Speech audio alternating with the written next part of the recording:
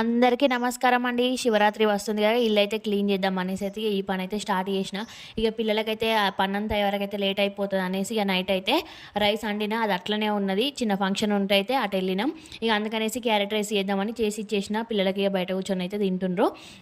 ఇక్కడైతే పనైతే స్టార్ట్ చేసిన. ఈ సెల్ఫులు చూడండి ఎన్ని సార్లు అదిరినా కూడా అదే అంగడి.